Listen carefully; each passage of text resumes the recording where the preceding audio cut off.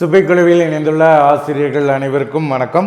ஆசிரியர்களே, தற்பொழுது நாம் காண இருக்கக்கூடிய பகுதியானது முதுகலை பட்டதாரி ஆசிரியர் தேர்வு பிஜிடிஆர்பி எக்ஸாம் 2025. இந்த தேர்விற்கு தயாராகக்கூடிய நமது சுபைக்குழு ஆசிரியர்களுக்காக நம்முடைய சுபைக்குழுவின் சார்பாக பயிற்சிகளானது கொடுத்துட்ருக்கோம். அதில் யூனிட் 8 தமிழில் யூனிட் 8ல் இருக்கக்கூடியது திறனாய்வு. ஸோ அந்த திறனாய்வில் இருக்கக்கூடிய டாபிக் திறனாய்வின் வகைகள். ஸோ அதை ஃபுல்லாக தொகுத்து கிட்டத்தட்ட பார்த்திங்கன்னா ஒரு 200க்கும் மேற்பட்ட ஒன்லைனர் நம்ம கிரியேட் பண்ணி பயிற்சியாக கொடுக்க போகிறோம். ஆசிரியர்கள் இந்த வாய்ப்பை பயன்படுத்திக்கோங்க. நம்முடைய சுபைக்குழுவில் இந்த பிஜிடிஆர்பி தமிழுக்கு இறுதி கட்ட திருப்புதலுக்காக 18,500 வினாக்களை உள்ளடக்கிய கொஷின் பேங்கானது நம்ம என்ன செஞ்சுருக்கோம், ப்ரொவைட் பண்ணுறோம். ஸோ அது மட்டும் இல்லாமல் 30,000 ஒன்லைனரும் உங்களுக்கு நம்ம ப்ரொவைட் பண்ணுறோம். ஸோ இறுதி கட்ட திருப்புதலுக்கு கொடுக்கக்கூடிய அந்த தகவலை ஆசிரியர்கள் முழுமையாக பயன்படுத்திக்கோங்க. இது மேஜர் மட்டும் இல்லாமல் அடுத்து பார்த்திங்கன்னா education methodology, GK, Tamil eligibility, இதற்கும் இம்பார்ட்டன்ஸ் ஒன்லைன் கொஷின் பேங்கும் நம்ம கிரியேட் பண்ணுறோம். ஸோ ஆசிரியர்கள் வாய்ப்பை பயன்படுத்திக்கோங்க. ஸோ முதல் வினா பாருங்கள். இப்பொருள் இத்தன்மைத்து இதனால் கொள்ளப்படுவது இது அல்லது அறியப்படுவது இது என்ற முறையில் புதிய சூழலுக்கும் மாறிய தேவைக்கும் ஏற்ப ஒரு பொருளை சரியாக புரிந்து கொள்வோமோ ஒரு பொருளை சரியாக புரிந்து கொள்ளவோ அல்லது மேலும் அதனை கூடுதலாக அறிந்து கொள்ளவோ உதவுகின்ற வகையில் அந்த பொருளை வேறு சொற்களில் மீளவும் சொல்வது விளக்க முறை என்று அழைக்கப்படுகிறது. ஸோ முதல்ல இருக்கக்கூடியது விளக்க முறை. திறனாய்வு பண்போடு கூடிய இதனை புலப்பட்டு முறை திறனாய்வு என்றும் அழைப்பர். இந்த விளக்க முறையை புலப்பட்டு முறை திறனாய்வு என்றும் அழைப்பர். ஒரு பொருள் அல்லது ஓர் அனுபவம் குறிப்பிட்ட ஒரு முறையில் அல்லது மொழி அமைப்பில் அமைந்திருக்குமானால் அதன் மீது ஒளி பாய்ச்சி அதன் உண்மையையும் பல்வேறு பண்புகளையும் வேறு சொல் வடிவங்களில் அல்லது மொழி அமைப்பில் வெளிப்படுத்துவதே விளக்கவியல் என்று கூறியவர் லியோன் லெவி. ஒரு பணுவலுக்கு மாற்றாக இன்னொரு பணுவலை தரும் திறனாய்வு விளக்க முறை திறனாய்வு என்று அழைக்கப்படுகிறது. உரையாசிரியர்களின் பணியும் பங்களிப்பும் விளக்க முறை திறனாய்வை சார்ந்தது. மெயினானது உரை ஆசிரியர்களின் பணியும் பங்களிப்பும் விளக்க முறை திறனாய்வை சார்ந்தது. கவிதையும் ஒரு வகை கனவுதான் என்று கருதுவோர் பிராய்டியவாதிகள். பொருளை பொதிந்து வைப்பது உருவகம் என்றால் விளக்க முறை திறனாய்வு இதற்கு மாற்றாக பொதிந்து கிடப்பதை வெளிப்படுத்துகிறது. உருவகம் இலக்கியத்தில் பொதிந்துள்ள உட்பொருளின் ஒரு வகையை குறிக்கின்றது என்றால் விளக்கவியல் வாசிப்பு முறையின் ஒரு வகையை குறிக்கின்றது. இரண்டும் ஒன்றை ஒன்று ஒளியூட்டி கொள்கின்றன என்று கூறியவர் பால் செஷான். பழைய தமிழ் காப்பியங்களை பார்க்கின்ற போது அவற்றிற்கு சமமான கிரேக்க இலக்கியங்களுக்கும் உள்ள ஒற்றுமை புலனாகிறது. உருவத்திலும் உள்ளடக்கத்திலும் சமுதாய நிலைமையிலும் இவற்றிடையே பெரும் ஒற்றுமைகள் காணப்படுகின்றன. தமிழில் புறப்பாடல்கள் ஹோமரின் காவியத்திற்கு அடிநிலையான இசை பாடல்களோடு ஒத்துள்ளன. தமிழில் புறப்பாடல்களானது ஹோமரின் காவியத்திற்கு அடிநிலையான இசை பாடல்களோடு ஒத்துள்ளது என்று கூறியவர் எஸ் கிருஷ்ணசாமி ஐயங்கார். காவிய காலம் நூலின் ஆசிரியர் வையாபுரி பிள்ளை. காவிய காலம் என்ற நூலின் ஆசிரியர் வையாபுரி பிள்ளை. கிரேக்கத்தில் கூறப்படும் வீரயுகம் என்னும் கருது நிலையோடு தமிழ் புறப்பாடல்கள் ஒத்துள்ளன என்று கூறியவர் வையாபுரி பிள்ளை. தமிழில் வீரயுக பாடல்கள் என்னும் தலைப்பில் ஜார்ஜ் தாம்சன் மேற்பார்வையில் முனைவர் பட்ட ஆய்வை மேற்கொண்டவர் கைலாசபதி. வாவேசு ஐயரின் கம்ப ராமாயணம் ஏ ஸ்டடி என்னும் நூல் கம்பனை வால்மீகியுடனும் மில்டனுடனும் ஒப்பிடுகிறது. ஒப்பிலக்கியம் என்பது ஒரு நாட்டின் இலக்கியத்தை இன்னொரு நாட்டு இலக்கியத்தோடு ஒப்பிடுவது.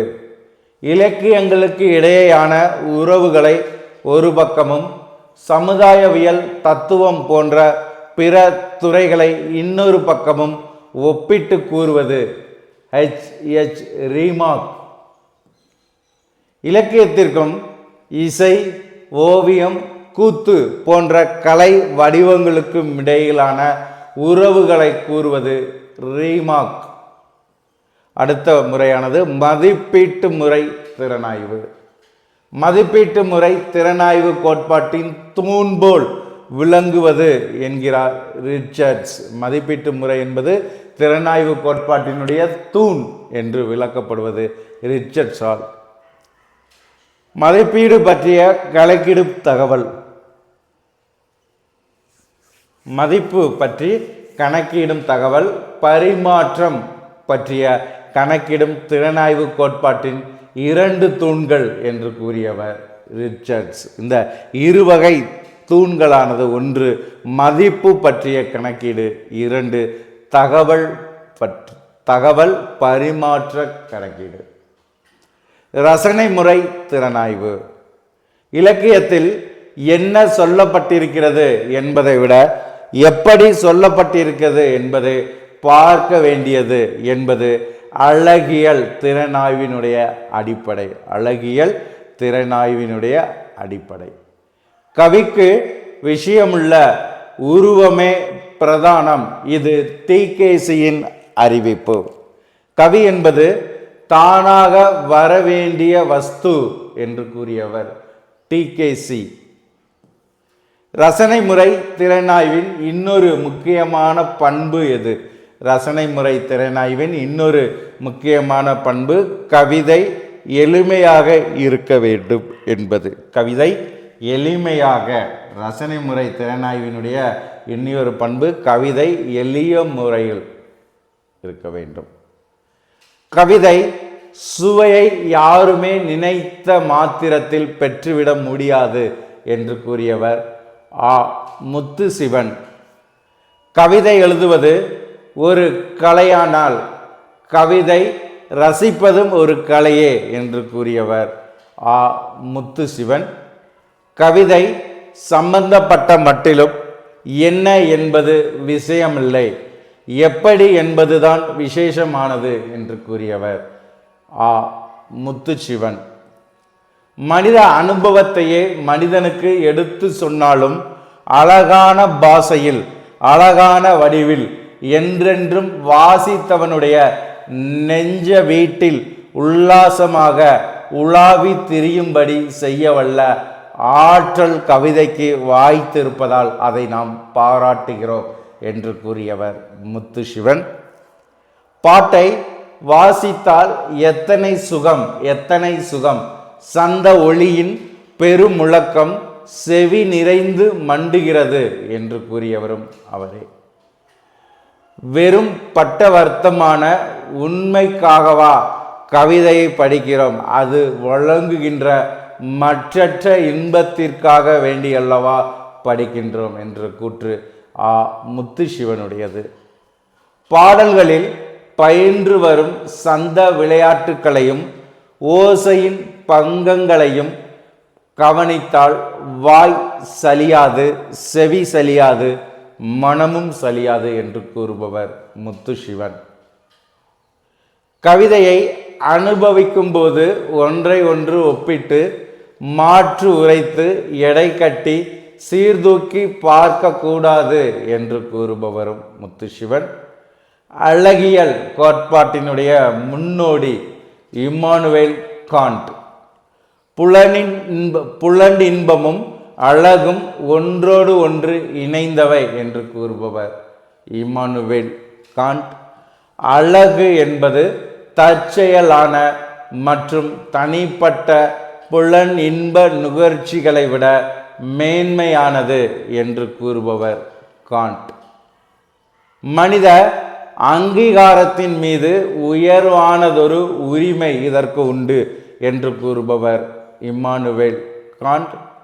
காண்டின் அதாவது இம்மானுவேல் காண்டின் வழியை பின்பற்றியவர்களுள் எட்கர் ஆலன் போ முக்கியமானவர்.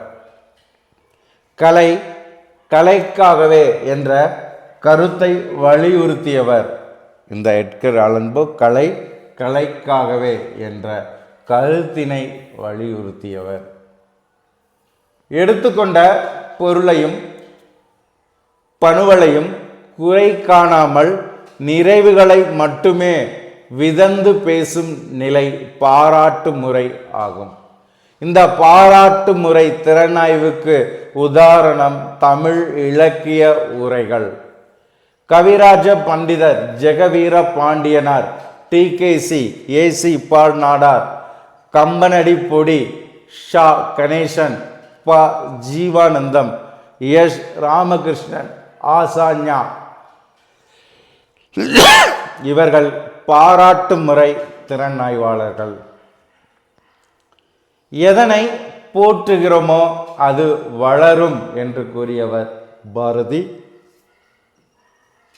அடிப்படையான சில வரையறைகளை, விதிகளை அல்லது இவற்றின் அடிப்படையில் தானே வகுத்து கொண்ட சில விதிமுறைகளையும் அளவுகோலாக கொண்டு குறிப்பிட்ட இலக்கியம் பற்றிய முடிவுகளை அல்லது தீர்வுகளை சொல்வது முடிவு முறை அல்லது தீர்வு முறை திறனாய்வு எனப்படும்.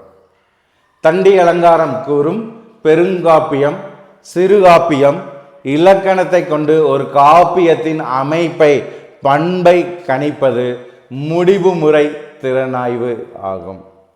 இவ் இலக்கியத்தின்படி சரியான காப்பியம் என்றோ சரியானது அன்று என்றோ மதிப்பிடுவது முடிவு முறை திறனாய்வு. ஏதாவது ஒன்றை நல்லது என்று மனதிற்கொண்டு அதனோடு ஒத்துவராத அனைத்தையும் மட்டம் கூறிக்கொண்டே இருந்தால் எவ்வாறு புதிய இலக்கியங்கள் தோன்றுதல் கூடும் என்று கூறியவர் ஆசா ஞான சம்பந்தன். நெடுநல் வாடை அகமா புறமா என்ற கேள்வியை கிளப்பியவர் நச்சினார்க்கினியர். நெடுநல் வாடை அகமாகாது என்று கூறியவர் நச்சினார்க்கினியர். வேம்பதலை ஆத்த நோன்கால் எகம் என அடையாள பூ கூறியமையின் அகமாகாது என்று கூறுபவர் நச்சர். இதன் பாட்டுடை தலைவர் தலையணங்கானத்து செருவென்ற நெடுஞ்செழியனே என்று கூறியவரும் நச்சர். திறனாய்வு அணுகுமுறைகள். மேலை நாட்டு திறனாய்வில் அறநெறி திறனாய்வாளர்கள் யார்? மேலை நாட்டு திறனாய்வில் அறநெறி திறனாய்வாளர்கள் ஹெரைஸ் ஃபர்ஸ்ட் பார்த்தீங்கன்னா ஹெரைஸ், Philip Sydney, Irwin பாப்பிட், Matthew Arnold, Balamore, போய்ஸ்டர் இவர்கள்லாம். நவீன மனிதநேயவாதிகள் என்ற கொள்கையினர் இலக்கியத்தில் அறவியல் நெறியின் அவசியத்தை வலியுறுத்துகின்றனர். எலியட்டின் கருத்தோட்டம் கிறிஸ்துவ மனிதநேயம் என்பதற்குள் அடங்கக்கூடியதுதான் என்று கூறுபவர் வில்பர் ஸ்காட். பிரதாப முதலியார் சரித்திரம். சிறந்த குடும்பம் எப்படி இருக்க வேண்டும், சிறந்த குடும்பம் எப்படி இருக்க வேண்டும் என்று மரபு வழியிலான தமிழ் சமுதாயத்தின் அறவழியில் நின்று விலக்கி பேசுகிறது பிரதாப முதலியார் சரித்திரம். இந்த பிரதாப முதலியார் சரித்திரம் சிறந்த குடும்பம் எப்படி இருக்க வேண்டும் என்று தமிழ் மரபு வழியிலான தமிழ் சமுதாயத்தின் அற வழியில் நின்று விளக்கி பேசுகின்றது. பாரத சபதம் என்று வர்ணிக்கப்படுகிறது பாரதியின் பாஞ்சாலி சபதம். தர்மத்தின் வாழ்வுதனை சூதுகவும் தருமம் மறுபடியும் வெல்லும் என்னும் இயற்கை மருமத்தை நம்மாலே உலகம் கற்கும் பாஞ்சாலி சபதத்தில் வீமனின் கூற்று. சமுதாயவியல் திறனாய்வு. இலக்கியம் என்பது சமுதாயத்தின் புலப்பாடு என்று கூறியவர் தே பொனால்ட். இலக்கியத்திற்கும் சமுதாயத்திற்கும் இடையே உள்ள உறவுகள் பரஸ்பரமானவை. இலக்கியம் சமுதாய காரணங்களின் விளைவு மட்டுமல்ல, சமுதாய விளைவுகளின் காரணமாகும் என்று கூறியவர் ஹேரி லெவின். இலக்கிய கொள்கை என்னும் நூலாசிரியர் ரெனிவெல்லக். காலங்களின் மாறுதலுக்கு ஏற்ப சமுதாய மதிப்புகள் மாறுகின்றன என்கின்றவர் எலியட் சமயமும் இலக்கியமும் என்ற நூலில் குறிப்பிடுகிறார். இலக்கியத்திற்கும் சமுதாயத்திற்கும் இடையே உள்ள உறவுகளை மிக ஆழமாகவும் விரிவாகவும் பேசுவோர் மார்க்சிய அறிஞர்கள் விரிவாக பேசக்கூடியவர்கள். ஸோ அடுத்த பகுதி பாருங்க. பாரதி மறைவு முதல் மகாகவி வரை நூலாசிரியர்கள் க. சிவதம்பி, மார்க்ஸ். புதுமை பித்தன் கதைகள் விமர்சனங்களும் விசமத்தனங்களும் தோமுசி ரகுநாதன். கிராமப்புற சூழலை காட்டும் நாவலின் முன்னோடி கமலாம்பாள் சரித்திரம். சமுதாயத்தில் உள்ள இனக்குழுக்கள், அவற்றின் நம்பிக்கைகள், சடங்குகள் முதலியவற்றை ஆராய்வது சமுதாய மானுடவியல். நாட்டுப்புறவியல் ஆராய்ச்சியில் பெரும் பங்கு வகிப்பது மானுடவியல். மானுடவியல் ஆராய்ச்சியில் பெரும் வெற்றி பெற்றவர் நா. வானமாமலை. அடுத்து வரலாற்று அணுகுமுறை. இலக்கியத்தை காலத்தின் ஆன்மா என்று கூறியவர் பிரான்சிஸ் பேக்கன். வரலாற்று பார்வைக்கு எதிராக குரல் கொடுத்தவர்கள் இம்மானுவேல் காண்ட், பிராட்லி, டபிள்யூ.பி. கெர். டால்ஸ்டாயின் படைப்புகள் ரஷ்யாவில் நில உடைமை சமுதாய அமைப்பு தாழ்வுற்று முதலாளித்துவ சமுதாயம் மலரத் தொடங்கிய காலத்தை சார்ந்தவை. இலக்கிய திறனாய்வும் இலக்கிய வரலாறும் இணை பிரிக்க முடியாதவை என்றவர் ரெனவெல்லக். புளூடார்க் என்ற நூலின் ஆசிரியர் சைமன் காசி செட்டி. இது அகர வரிசையில் 196 புலவர்களின் வாழ்க்கை. இது அகர வரிசையில் 196 புலவர்களின் வாழ்க்கை பணி பற்றி சுருக்கமாக பேசுகிறது. எது?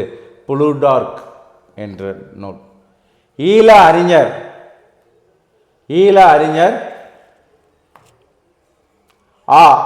சதாசிவம் பிள்ளை பாவலர் சரித்திர தீபகம் 1866 வெளியிட்டார். புலவர் புராணம் படைத்தவர் தண்டபாணி சுவாமிகள்.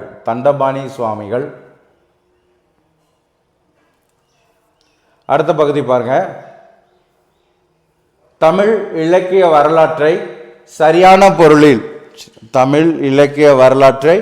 சரியான பொருளில் விளக்கங்களுடன் எழுதியவர்களுள் முன்னோடி யார்னா பே. சுந்தரம் பிள்ளை. கவிஞரின் வாழ்க்கைகள் நூலாசிரியர் சாமுவேல் ஜான்சன். தமிழ் இலக்கிய வரலாற்றை சரியான பொருளில் விளக்கங்களுடன் எழுதியவர்களுள் முன்னோடி பே. சுந்தரம் பிள்ளை. திரு ஞான சம்பந்தர் பற்றி தமிழ் இலக்கிய வரலாற்றில் சில மைல் கற்கள் அல்லது திருஞான சம்பந்தரின் காலம் என்ற நூல் படைத்தவர் சுந்தரம் பிள்ளை. தமிழ் இலக்கியத்தில் செவ்வியல் காலம் கிருஷ்ணசாமி ஐயங்கார். பழந்தமிழரின் மரபு வழி, இது ஃபுல்லாக படைப்புகள். KN சிவராச பிள்ளை. தமிழ் இலக்கியத்தின் காலமும் கருத்தும் என்ற நூலின் ஆசிரியர் வேலு பிள்ளை. இது ஃபுல்லாக நூல்கள். இலக்கிய வகைகளின் வழி இலக்கியத்தின் வரலாறு கண்டறியும் காவிய காலம் என்ற நூலின் ஆசிரியர் வையாபுரி பிள்ளை. தமிழ் நாவல் இலக்கியம் நூலாசிரியர் கைலாசபதி.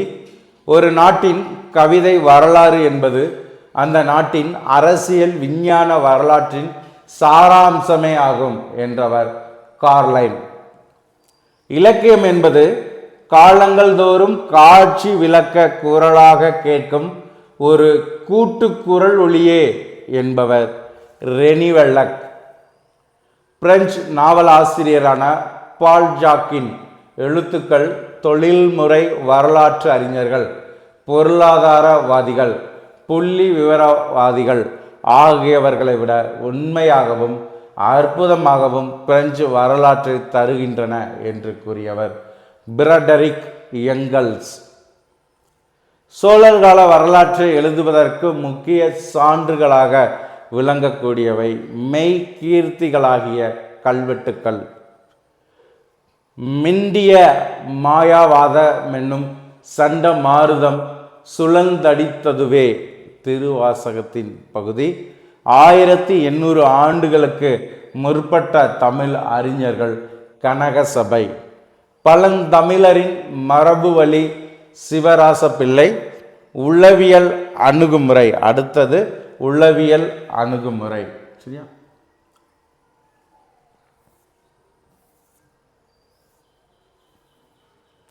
கவிஞன் வினோதமாக்குதலை கட்டுப்படுத்தி அதனை ஆள்கின்ற திறன் உடையவன் லயோனல் ட்ரில்லிக். கனவுகளின் விளக்கம் பிராய்ட் தொகுப்பு. கலைப்படைப்பின் பிறப்பிற்கு முக்கிய காரணம் என்ன? ஒத்துணர்வு. இது அழகியல் ஒத்துணர்வு அழகியல் இது அழகியல் ஒத்துணர்வு அழகியல் ஒத்துணர்வு என 2 வகைப்படும்.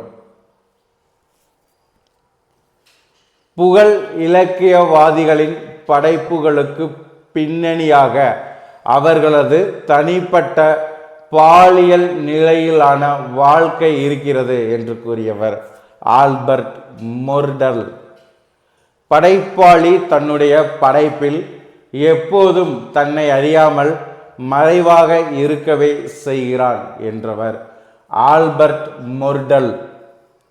உளவியலாளர்கள் செய்வது போல படைப்பிலிருந்து படைப்பாளனை பார்க்க போவது விபரீதமாகவும் பல சமயங்களில் வீணாகவும் போய்விடுகிறது என்று கூறியவர் டேவிட் டெய்சல்.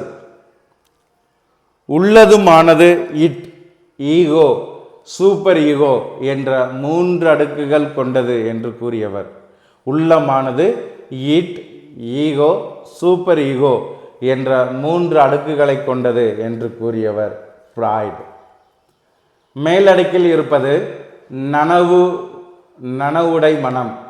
நம் நினைவுக்கு தெரிவது உணர்வு தீதியானது, தருக்க ரீதியானது, வெளிப்படையாக காணப்படுவது. அடுத்த உள்ளே இருப்பது நனவிழி மனம். இது வெளிப்படையாக உணராத நிலையில் உள்ளிருந்து நனவுடை மனத்தை இயக்குகின்ற திறன் வாய்ந்தது. நனவிழிகளுக்கு அடியில் ஆழ்ந்து கிடக்கும் அடுக்கு அடிமனம். தான் என்னும் முனைப்புடன் கூடியது.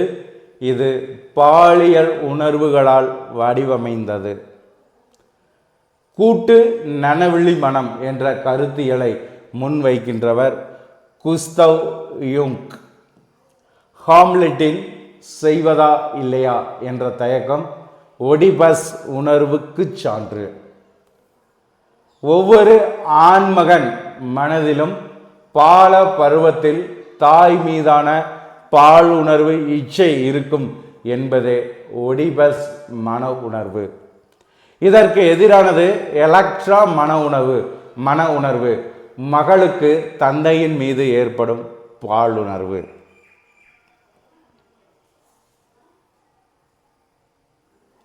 அடுத்த பகுதி பாருங்க. நனவோடை உத்தியை சிசு செல்லப்பா தன் ஜீவனம்சம் நாவலில் கையாண்டுள்ளார். தொல்படிமவியல். அடுத்து நம்ம பார்க்கக்கூடியது தொல்படிமவியல். தொல்படிமவியல் அணுகுமுறை சில சமயங்களில் இனகுல பார்வை முறை என்றும், தொன்மவியல் அணுகுமுறை அல்லது சனங்கியல் அணுகுமுறை என்றும் அழைக்கப்படுவதொன்று. மனித மதிப்புகளின் மீது அதிக அக்கறை செலுத்துவது, மனித மதிப்புகளின் மீது அதிக அக்கறை செலுத்துவது தொல்படிமவியல் அணுகுமுறை. சில நேரங்களில் சில மனிதர்கள் கங்கா எங்கே போகிறாள் ஆகிய ஜெயகாந்தனின் 2 நாவல்களும் தேடல் தொன்மத்திற்கு சான்று. தி ஜானகிராமனின் அம்மா வந்தாள், மரபசு தேடல் தொன்மம். குமாரி பாட்கின் ஆகியோர் தொல்படிமவியல் திறன் ஆய்வாளர்களின் முன்னோடி. பெரும்பாலும் ஆங்கில கவிஞர்கள் பலரிடம் தொல்படிமம் அணுகுமுறை காணப்படுகிறது. தான் என்ற முனைப்பும் பேராற்றலும் உடைய ஒருவன் அதனை இழந்து செத்துப்போவது அல்லது சாகடிக்கப்படுவது மறுபிறப்பு தொல்படிமம். ஒன்றில் மாய்ந்து இன்னொன்றில் உயிர்ப்பது. இது கண்ணகி, கோவலன், பாண்டியன் நெடுஞ்செழியன், கோப்பெருந்தேவி ஆகியோரின் சாவுகளுக்கு எடுத்துக்காட்டு. மறுபிறப்பு தொல்படிமம். கர்ணன் கதையை தொல்படிமமாக ரஜினி, மம்முட்டி நடித்த தளபதி திரைப்படம் காட்டுகிறது. மொழியியல் அணுகுமுறை உலகத்தின் மீதான பிரதிபலிப்புகளின் கருவி அல்ல மொழி. அது மனித நடத்தையின் ஒரு வகைமை, அதன் ஒன்றிணைந்த பகுதி என்கிறார் மாலினோவாஸ்கி. மொழியலும் கவிதையலும் ரோமன் யாக்கோப்சன் படைப்பு. பொதுவிலிருந்து தனிப்பட்டு கவிதைகளுக்குரியனவாக காணப்படுகின்ற தனி சிறப்பான மொழி கூறுகளை நடையியல் கூறுகள் என்பர்.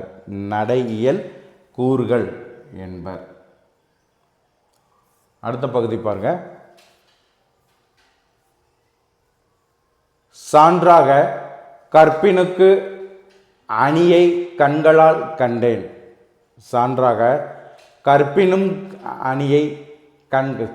கனியை கண்களால் கண்டனன் என்பதற்கு மாற்றாக இங்கே பாருங்க. சான்றாக கற்பினுக்கு அணியை கண்களால் கண்டனன் என்பதற்கு மாற்றாக கண்டனன் கற்பினும் கனியை கண்களால் என்பது.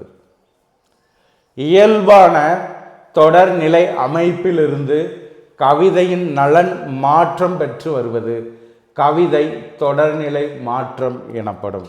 இது கவிதையின் நடையியல் கூறு. நடையியல் தொடர்பான புள்ளியியல் கணக்கீடுகளை நடையியல் புள்ளியியல் என்று அழைப்பதுண்டு. இலக்கிய மொழி என்று நான் சொல்வது இலக்கியத்தில் வழங்கும் மொழியை மட்டுமல்ல, இன்னும் பொதுவான பொருளின் மனித சமுதாய முழுமைக்கும் சேவை செய்கிற பண்பட்ட எல்லா வகையான மொழியையும் சேர்த்துதான் என்கின்றவர் சசூர். மொழி என்ற பொதுமையில் இலக்கியத்தின் மொழி ஒரு பகுதி. ஏனைய வழக்கு மொழிகளோடு அது உறவு கொண்டது. அவற்றை சார்ந்து அமைவது பரந்த சமுதாயத்தின் பின்னணியில்தான் மொழியின் செயலும் பொருளும் நினைத்து பார்க்கப்பட வேண்டும் என்று கூறுவது holiday.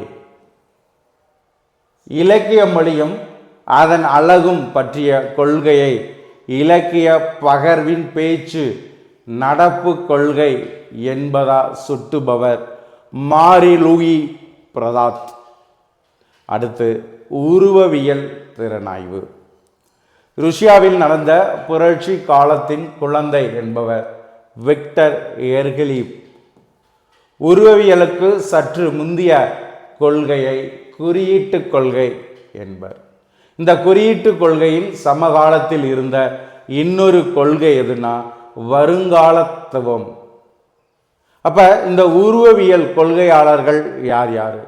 Victor Shklovsky, Boris Eikhenbaum, Roman Jakobson. So இவர்கள் ஃபுல்லாக உருவவியல் கொள்கையாளர்கள். கலை ஓர் உத்தியாக என்ற பெயரில் கட்டுரை எழுதியவர் ஷக்லோவஸ்கி.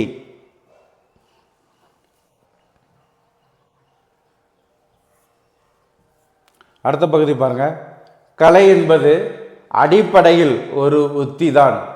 உத்திகளின் மொத்தமே கலையாக வடிவம் கொள்கிறது என்று விளக்கம் அளிப்பவர் ஷக்லோவஸ்கி. உள்ளடக்கம் என்பதுவே கூட நடையியல் உத்திகளின் ஒரு ஒட்டுமொத்தமே என்று ஷக்லோவஸ்கி கூறுகிறார். இலக்கிய ஆராய்ச்சியின் உண்மையான தளம் இலக்கியம் அல்ல, ஆனால் இலக்கிய தளமே என்கின்றவர் ரோமன் யாக்கோப்சன். இலக்கிய திறனாய்வுக்கு உருவவியல் தந்த ஒரு முக்கியமான பங்களிப்பு என்னன்னா கதை பின்னல், கதை கூறு, இலைப்பொருள். இதில் இலைப்பொருள் என்பது புனைகதை இலக்கியத்தின் அல்லது வர்ணனையின் இல்ல வண்ணனையில் மிகச்சிறிய பகுதி. தமக்குள் பரஸ்பரமாகவும் உள்ளார்ந்தும் தொடர்பு கொள்கின்ற பல நிகழ்ச்சிகளின் தொகுப்பு வடிவமாக அறியப்படுவது கதை கூறு. கதை பின்னல் என்பது மூலதரமான கதை நிகழ்ச்சிகளை தமக்குள் ஒன்றிணைக்கிற முறையில் கலையியல் நேர்த்தியுடன் கட்டமைப்பது. உருவம் என்பதே கதை பின்னல் அமைப்பின் ஒரு விகித முறைதான் என்பவர் ஷக்லோவஸ்கி. தமிழ் சூழலில் தலித்தியம் முன்னேற்ற போக்கிற்கு குரல் கொடுத்தவர்கள் யார்? இரட்டைமலை ஸ்ரீனிவாசன், அயோத்திதாசர், எம்பி ராஜா. தலித் அரசியல் என்ற அறிக்கையை சமர்ப்பித்தவர் மார்க்ஸ். ஒரே இனத்துக்குள் பொருளாதார முரண்பாடு சமூக முரண்பாடுகளையும் மோதல்களையும் உருவாக்குகின்றதாகிய ஒரு நடப்பியலை சித்தரிக்கும் நாவல் எதுனா மலரும் சருகும்.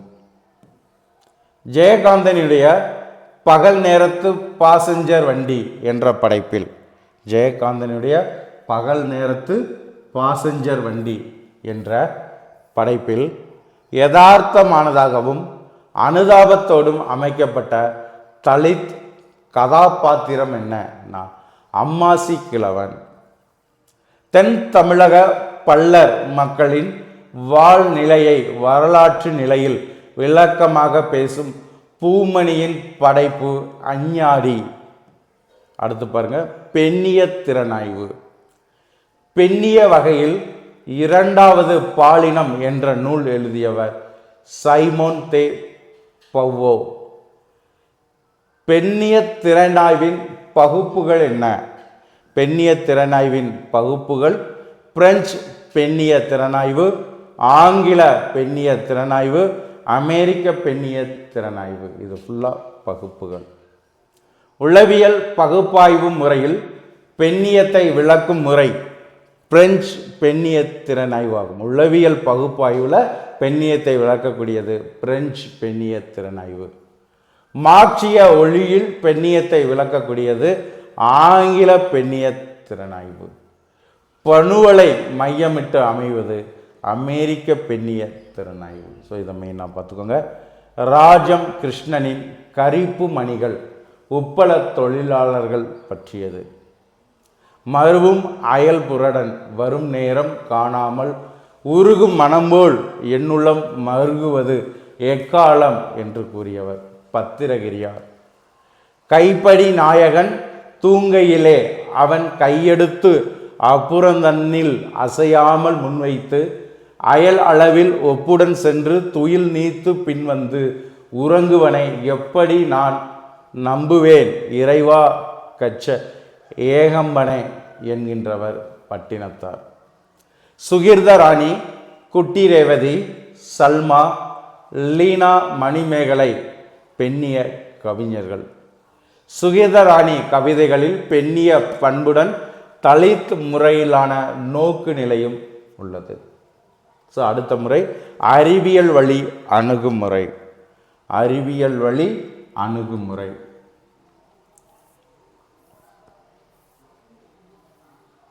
கலை இலக்கியத்தின் படைப்பாக்க முறைக்கும் கலை இலக்கியத்தின் படைப்பாக்க முறைகளுக்கும் உணர்வு நிலைகளுக்கும் மாறுபட்டதாக அறிவியல் கருதப்படுவது இயல்பு. இதனை சிபி ஸ்னோ என்பவர் இரண்டு பண்பாடு என்கிறார். திறனாய்வுக்கு உதவக்கூடிய அறிவியல் கோட்பாடுகள் பரிஞாம கோட்பாடு, உறுப்பியல் கொள்கை, கணக்கோட்பாடு, நவீன தகவலியல் கோட்பாடு, சைபர் நோடிக்ஸ் ஆகியன. சார்பியல் கோட்பாட்டை அளித்தவர் ஐன்ஸ்டீன். ஒரு பொருள் ஓய்வு நிலையிலே நேர்கோட்டு பாதையிலான ஒரு சீரான இயக்கத்திலோ இருப்பது என்பது அதனுடைய சடத்துவம் அல்லது நிலைம விதி. நாட்டுப்புற மக்களின் கதை சொல்லும் மரபை பின்பற்றி அமைந்தது கீரா ராஜநாராயணனின் கோபல கிராமம் நாவல். பிரசித்தி பெற்ற நனவோடை நாவல் யுலிசஸ் ஜேம்ஸ் ஜாய்ஸ் எழுதியது. திறனாய்வும் தத்துவ நெறியும். நீ தத்துவவாதி ஆகிறாயா, நாவல் எழுது என்றவர் ஆல்பர் காம்பியூ. குருவே சிவனுமாய் கோனுமாய் என்றவர் திருமூலர். பரஞ்சோதி நீ குருவாய் வந்தடிவை மறவேன் பராபரமே தாயுமானவர். அடுத்து மார்க்சிய திறனாய்வு. மார்க்சியம் அடிப்படையில் ஓர் அரசியல், பொருளாதார, சமுதாய தத்துவம். இதன் சிற்பிகள் மார்க்சும் எங்கல்ஸும். இயக்கவியல் பொருள் முதலியமும் வரலாற்றியல் பொருளியலும் மார்க்சிய சித்தாந்தத்தின் அடிப்படைகள். அடிக்கட்டுமானம் என்பது பொருளியல் வாழ்க்கையின் அனுகூலங்களால் பெற்ற பொருளாதார உற்பத்தி உறவுகளை குறிக்கக்கூடியது. மேல்மட்டத்தில் அமைந்துள்ள கருத்தோட்டங்கள், சமயங்கள், அரசுகள், மரபுகள், அழகியல்கள் முதலியவற்றின் ஒட்டுமொத்தத்தை குறிப்பிடுவது சமுதாய உணர்வு நிலை எனப்படும். இது மேல் கட்டுமானம் என்று அழைக்கப்படுகிறது. குறிப்பிட்ட படைப்பாளியின் மூலமாக, அடுத்த பகுதி பாருங்க, குறிப்பிட்ட படைப்பாளியின் மூலமாக ஒரு சமுதாய தளம் இலக்கியத்தை உருவாக்குகிறது என்றவர் மார்க்ஸ். உருவத்துக்கும் சார்புடை தனித்துவம் உண்டு. அது உள்ளடக்க வீச்சுக்கு பின்தங்கிய போவதும் அதனை மீறி சிலபோது பெரும் வேகம் கொள்வதும் உண்டு. ஒரு உள்ளடக்கத்திற்கு ஒரே வகையான உருவம்தான் சாத்தியம் என்பதில்லை.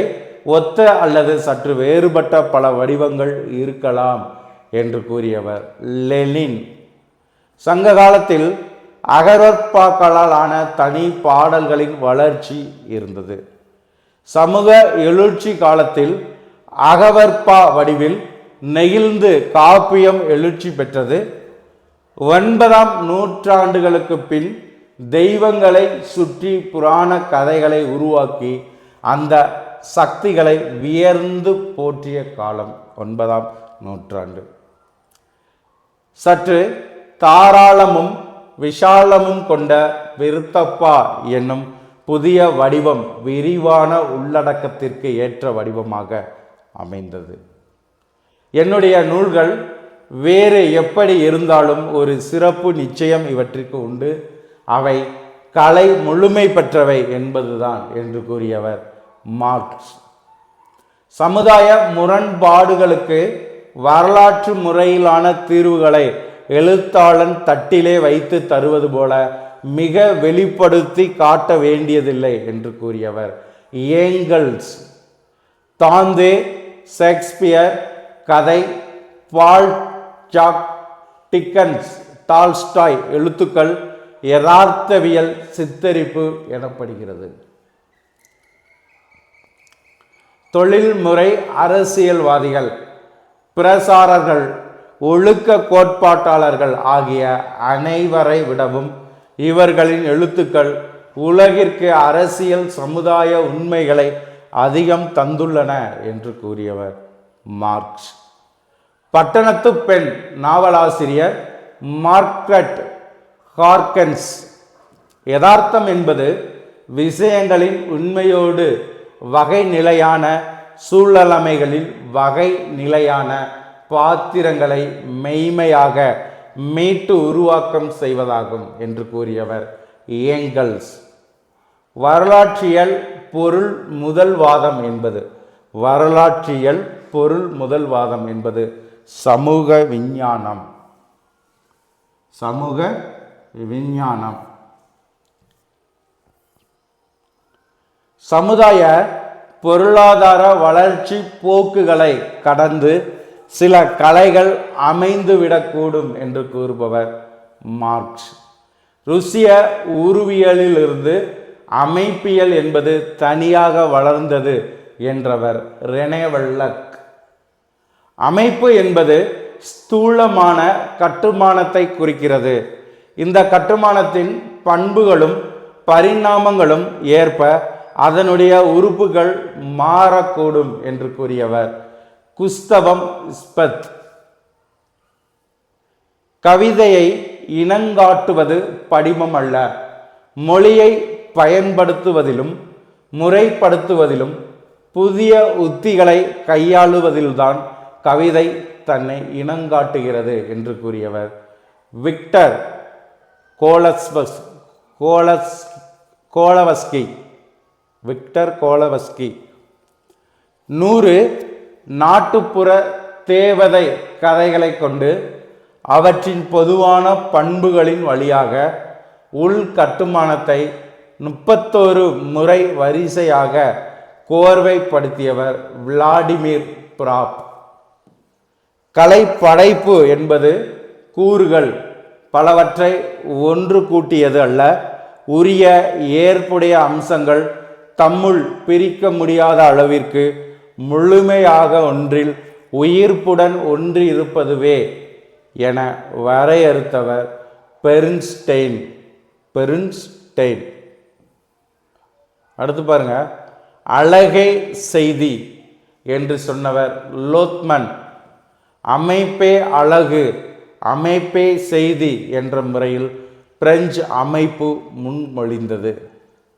ரஷ்ய மொழியில் எழுதிய நாட்டுப்புற கதைகளின் உட்கட்டுமானம் என்னும் நூலாசிரியர் விளாடிமிர் பிராப். பின்னை அமைப்பியல் கொள்கையினை சேர்ந்தவர் ரோலண்ட் பர்த். ரோலண்ட் பர்த் தனது கொள்கையை அணுகுமுறை கட்டவீழ்ப்பு என்பர். ரோலண்ட் பர்த் தனது கொள்கையை அணுகுமுறை கட்டவீழ்ப்பு என்பர். இலக்கியத்தில் பணுவலுக்கு வெளியே ஒன்றுமில்லை என்பது ரோலண்ட் பர்த் கருத்து. அமைப்பியல் கோட்பாட்டை ஆலண்டன்டிஸ் நாட்டுப்புறவியல் கோட்பாட்டின் மிக முக்கியமான புரட்சிகரமான பங்களிப்பு என்கிறார். எதை? அமைப்பியல் கோட்பாட்டை. இந்த அமைப்பியல் கோட்பாட்டை ஆலண்டன்டிஸ் நாட்டுப்புறவியல் கோட்பாட்டின் மிக முக்கியமான புரட்சிகரமான பங்களிப்பு, மிக முக்கியமான புரட்சிகரமான பங்களிப்பு என்று குறிப்பிடுகிறார். இருநிலை எதிர்வு என்ற கருத்தை முன்வைப்பவர் யார்? லெவிஸ் திராஸ். கதை அமைப்பை தீர்மானிக்கும் சக்தியாக விளங்குவது கதை பின்னல். நூலாசிரியரின் மரணம் என்ற கட்டுரை ஆசிரியர் ரோலண்ட் பர்த். அடுத்து பின்னை அமைப்பியல்.